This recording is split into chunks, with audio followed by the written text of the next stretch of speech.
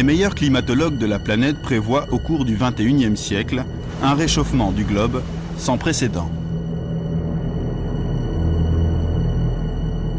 Selon l'optimisme ou le pessimisme des scénarios considérés, la température de l'air à la surface de la Terre augmentera d'1,5 degré à près de 6 degrés.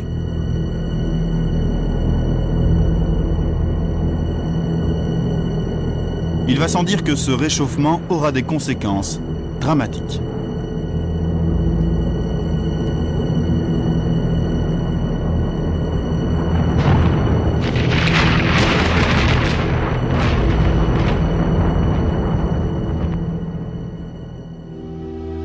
Depuis des milliards d'années, le Soleil rayonne sur notre planète. Si la vie a pu se développer, c'est grâce à un subtil équilibre entre les rayons que la Terre absorbe et ceux qu'elle réfléchit vers l'espace.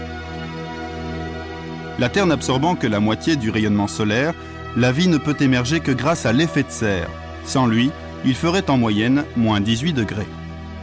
Comme les vitres d'une serre, les nuages et l'atmosphère laissent passer une bonne partie des rayons du Soleil. Par contre, lorsque le sol réémet vers l'espace des rayons infrarouges qui chauffent, certains gaz les interceptent et les rabattent vers le sol. Sans ces gaz, pas de vie sur Terre, mais s'ils sont trop abondants, la planète se réchauffe.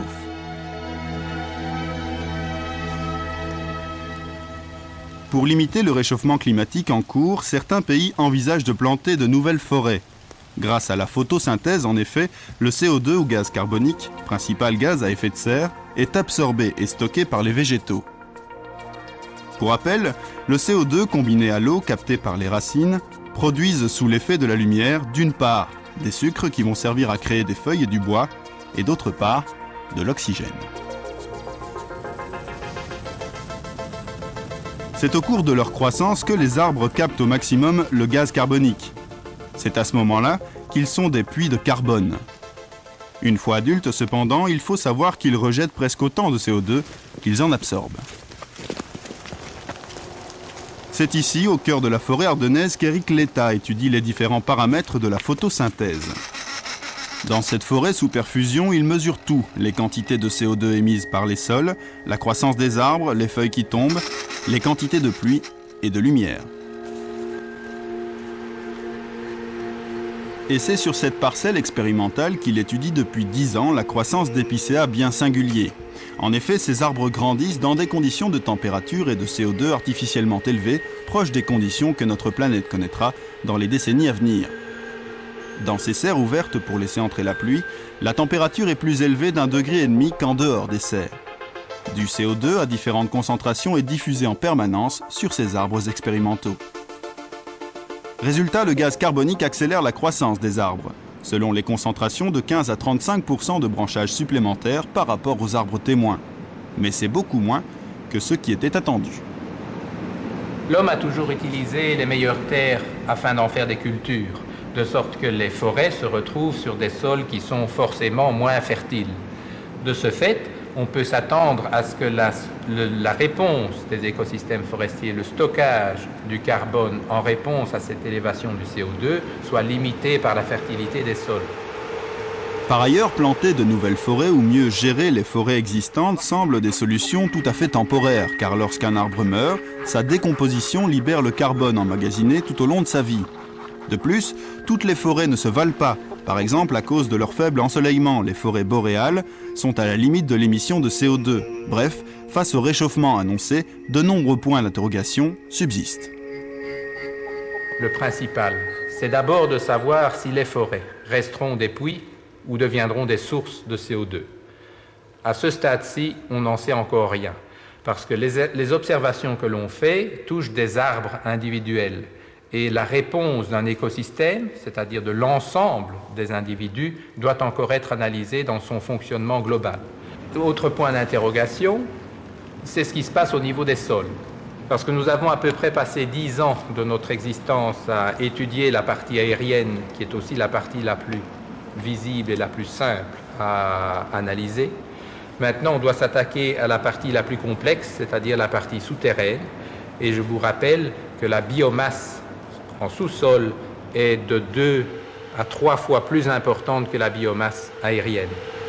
À quelle vitesse en effet cette biomasse de sous-sol va-t-elle relâcher du CO2 ? Comment les différentes espèces d'arbres vont-elles réagir à une augmentation de la température? Des questions aujourd'hui sans réponse car les études comme celle d'Éric Letta sont rares, partielles et manquent de recul. Mais à l'échelle du globe, la photosynthèse n'a pas lieu que dans les forêts. Les mers et les océans, qui couvrent 70% de la surface de la Terre, absorbent chaque année plus du tiers des émissions de CO2. Une partie de ce stockage est due au phytoplancton, le plancton végétal. Des microalgues comme celle-ci consomment tous les jours du CO2 dissous à la surface des océans. Riches en carbone, une partie de leur déjection et de leur squelette sédimente au fond des mers, emprisonnant ainsi ce carbone pour plusieurs siècles. Certains scientifiques envisagent dès lors la fertilisation des océans. En y déversant des sels minéraux et des oligo-éléments comme du fer, on pourrait en effet doper la croissance de ces microalgues pour amplifier le processus. Mais si l'idée en séduit certains, on a pourtant du mal à en évaluer les conséquences, car le plancton végétal est à la base de la chaîne alimentaire. Celle-ci pourrait donc être perturbée et certaines espèces pourraient être menacées. De plus, cette technique n'est pas sans risque pour l'écosystème. On peut faire un parallélisme par exemple avec l'agriculture terrestre, où on a inondé les cultures de sels nutritifs qui pénètrent la nappe phréatique, qui provoquent le phénomène d'eutrophisation. Donc en clair, quand on perturbe un écosystème par l'ajout d'un fertilisant, on ne domine pas très bien la situation et on ne sait pas ce qui peut s'arriver. Plutôt que de capter du CO2 en stimulant la photosynthèse, une autre stratégie évoquée consiste à le récupérer à la source et à le stocker quelque part. Plusieurs lieux ont ainsi été envisagés, notamment le fond des mers et des océans. À moins 300 mètres de profondeur, une injection de gaz carbonique donnerait sans doute ceci. En effet, la pression n'y est pas suffisante pour maintenir le gaz à cette profondeur, donc il remonte. En revanche, à partir de 900 mètres, la pression est telle que le CO2 devient plus dense que l'eau. Il coule donc au fond. Comme sur ces images filmées lors de la première expérience scientifique sur le sujet. Nous sommes ici au large des côtes californiennes à plus de 3600 mètres de profondeur. En moins d'une heure, le CO2 réagit avec l'eau et double de volume. Il faut savoir que le CO2 réagit avec l'eau pour former des hydrates de CO2, que c'est une réaction exothermique qui dégage de la chaleur et que le CO2 est un acide. Donc on risque à la fois d'avoir une acidification du milieu et un réchauffement qui vont bien évidemment perturber les écosystèmes profonds. En plus, on ne sait pas très bien ce que vont devenir ces hydrates de CO2, s'ils vont rester au fond, combien de temps, s'ils vont monter vers la surface. Donc on ne maîtrise pas bien le fond de la problématique. Si l'idée d'un stockage au fond des mers semble bien aléatoire, certains n'hésitent pas dès aujourd'hui à enfouir du gaz carbonique dans des aquifères. Un aquifère, c'est une nappe d'eau souterraine contenue dans une couche de roches poreuses. Ici, au cœur de la mer du Nord, à 250 km des côtes norvégiennes. Le gaz naturel ou méthane, qui est extrait par la plateforme de forage, contient 9% de gaz carbonique. C'est beaucoup trop pour le vendre. Le CO2 est donc séparé du méthane, comprimé puis réinjecté dans un aquifère salin à 1000 mètres sous le sol marin. Depuis 5 ans, Statoil évite ainsi de payer une écotaxe à la Norvège, mais à quel prix ? Alors que l'on connaît bien l'étanchéité de réservoirs comme les anciens puits de pétrole, les anciens réservoirs à gaz, les anciennes mines de charbon, parce qu'elles ont réussi à stocker du gaz ou du pétrole pendant des millions d'années, on connaît beaucoup moins l'étanchéité potentielle de ces aquifères salins et donc on est beaucoup moins sûr que du CO2 qu'on injecterait dans ces aquifères salins y resterait pendant les siècles pendant lesquels on voudrait bien qu'il y reste. Et en effet, les lieux de stockage qui semblent aujourd'hui les plus fiables, ce sont les gisements d'énergie fossile. Les scientifiques les connaissent bien. Depuis la révolution industrielle, ils les ont beaucoup étudiés afin de les exploiter. De nos jours, certains gisements, encore vierges, pourraient être exploités, mais d'une toute autre manière. Ici, nous sommes au-dessus du gisement carbonifère de la province du Hainaut, dans des zones qui n'ont pas encore été exploitées. Et nos informations nous disent qu'il reste toujours emprisonné dans la matrice microporeuse du charbon des quantités importantes de grisou. On a évalué qu'ici, sous nos pieds, à des profondeurs entre 700 et 1300-1400 mètres de profondeur, il y a encore environ 300 millions de mètres cubes de grisou ou de gaz de charbon emprisonnés par kilomètre carré. L'idée consisterait à récupérer ce grisou tant redouté par les mineurs, car il est essentiellement constitué de méthane. Mais que les choses soient claires, il ne s'agit pas ici de remplir les anciens charbonnages de CO2, mais d'injecter à l'intérieur même du charbon, qui est poreux, d'importantes quantités de gaz carbonique. D'autant que le charbon, à choisir entre du CO2 et du méthane, marque une préférence naturelle pour le gaz carbonique. Si on injecte dans du charbon du CO2, le CO2 va venir se substituer au méthane et dans des conditions données, on peut même dire que, grosso modo, 2 molécules de CO2 peuvent remplacer une molécule de méthane. Et c'est précisément cette affinité naturelle que Marc Mostad souhaiterait exploiter. Un site d'exploitation typique comprendrait un puits central d'injection de CO2, ici en rouge, et autour, à 600 mètres, une série de puits de pompage pour capter le grisou.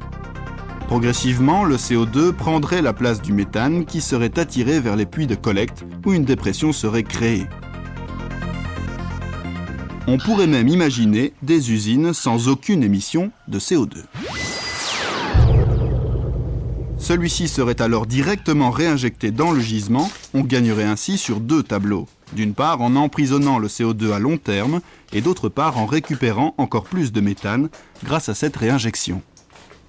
Selon les calculs de Marc Mostad, cette technique permettrait de réduire de 14 à 28% les émissions de CO2 industrielles dans la province du Hainaut.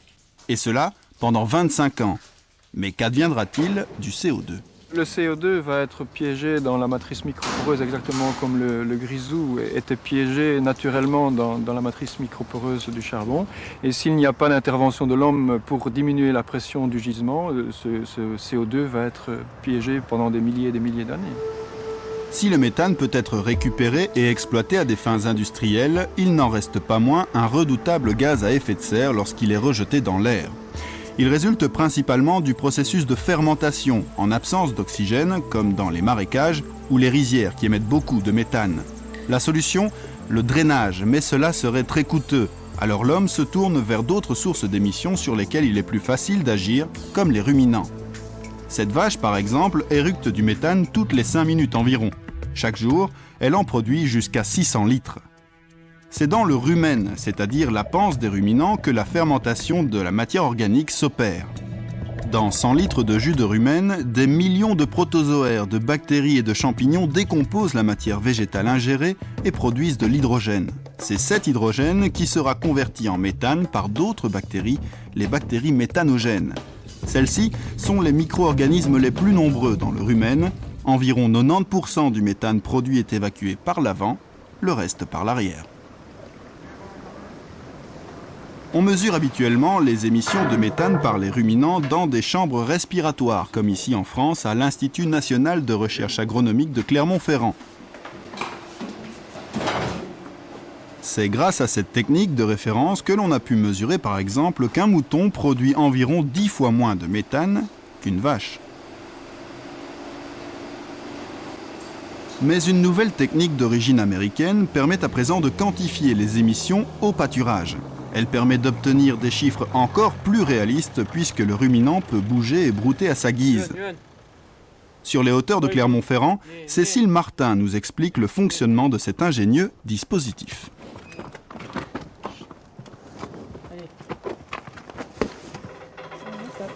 Ce système est composé de trois parties.